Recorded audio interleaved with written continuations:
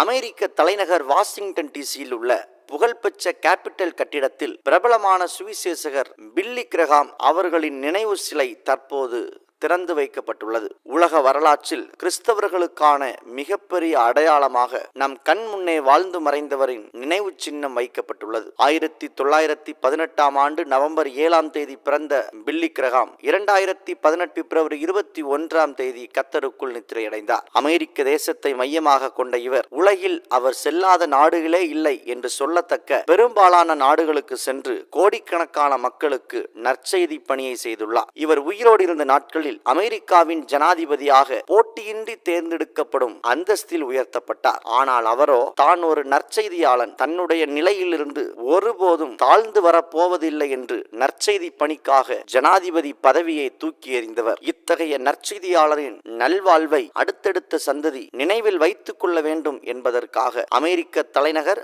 Washington டிசியில் உள்ள புகழ்பெற்ற capital கட்டிடத்தில் சுவிசேஷகர் பில்லி கிரஹாம் அவர்களின் நினைவு சிலை திறந்து வைக்கப்பட்டுள்ளது. கையில் பரிசுத்த வேதாகமத்தை விரித்த வண்ணம் வெள்ளை மாளிகைக்கு முன்பு பிரசங்கிப்பது போல இந்த காட்சி வடிவமைக்கப்பட்டுள்ளது. இவரது நினைவு பீடத்திற்கு கீழே யோவான் 14:6 இயேசு நானே வழியும் சத்தியமும் ஜீவனுமாய் இருக்கிறேன், என்னை அல்லாமல் ஒருவனும் பிதாவினிடத்தில் வரான் என்ற வாசகமும், யோவான் 3:16 தேவன் தம்முடைய ஒரே பேரான குமாரனை விசுவாசிக்கிறவன் எவனோ அவன் கெட்டு போகாமல் நித்திய ஜீவனை அடையும்படிக்கு அவரை தந்தருளி இவ்வளவாய் உலகத்தில் அன்பு கூர்ந்தார் என்ற 2 வசனங்களும் நினைவு பீடத்தில் பொறிக்கப்பட்டுள்ளது. திரு பில்லி கிரஹாம் அவர்கள் ஒவ்வொரு முறையும் மேடை ஏறும்போது இவ்விரண்டு வசனங்களையும் அடிக்கடி பயன்படுத்துவது வழக்கம். இயேசுவுக்காக தன் வாழ்வின் இறுதி வரை உறுதியாக நின்றவர், நற்செய்தி பணிக்காக ஜனாதிபதி பதவியை தூக்கி எறிந்தவர். இன்று ஜனாதிபதிகள் வாழும் வெள்ளை மாளிகை கட்டிடத்தில் கையில் பரிசுத்த வேதாகமத்தோடு பிரசங்கிக்கும் தோரணையில் அவருடைய நினைவு வடிவம் வைக்கப்பட்டுள்ளது. இந்த கட்டிடத்தில் தான் புதிதாக தேர்ந்தெடுக்கப்படும் அமெரிக்க அதிபர்களின் பதவி ஏற்பு விழாக்கள் நடைபெறும் என்றும், அமெரிக்க காங்கிரஸ் உறுப்பினர்கள் இங்குதான்